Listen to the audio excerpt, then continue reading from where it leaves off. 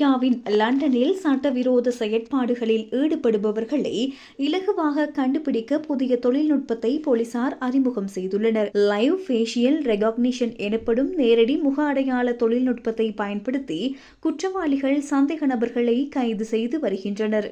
அந்த வகையில் லண்டன் ஹரோ நகர மையத்தில் மேற்கொள்ளப்பட்ட அதிரடி சோதனையில் தேடப்பட்டு வந்த 4 சந்தேக நபர்கள் கைது செய்யப்பட்டுள்ளனர்.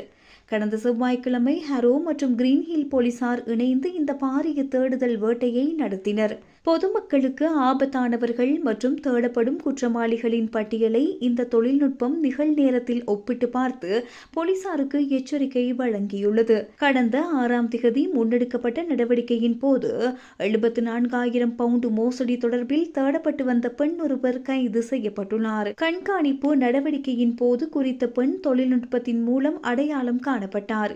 போலீசாரை கண்டதும் அவர் தப்பிக்கும் நோக்கில் அருகிலிருந்த கடை ஒன்றிற்குள் நுழைந்துள்ளார். எனினும் போலீசார் அவரை தடுத்து நிறுத்தி எவ்வித அசம்பாவிதங்களும் இன்றி கைது செய்தனர். ஹரோவின் புறநகர் பகுதியிலுள்ள அறக்கட்டளையொன்றில் 74,000 பவுண்ட் மோசடி செய்த குற்றச்சாட்டு தொடர்பில் இவர் தேடப்பட்டு வந்தவர் என்பது குறிப்பிடத்தக்கது. தற்போது அவர் போலீஸ் காவலில் வைக்கப்பட்டு விசாரணைகள் முன்னெடுக்கப்பட்டு வருகின்றன. மெட்ரோபாலிட்டன் போலீசார் குறிப்பிட்ட காலப்பகுதிக்குள் இலக்கு வைக்கப்பட்ட நடவடிக்கைகளுக்காக இந்த நேரலை முக அடையாள தொழில்நுட்பத்தை பயன்படுத்துகின்றனர்.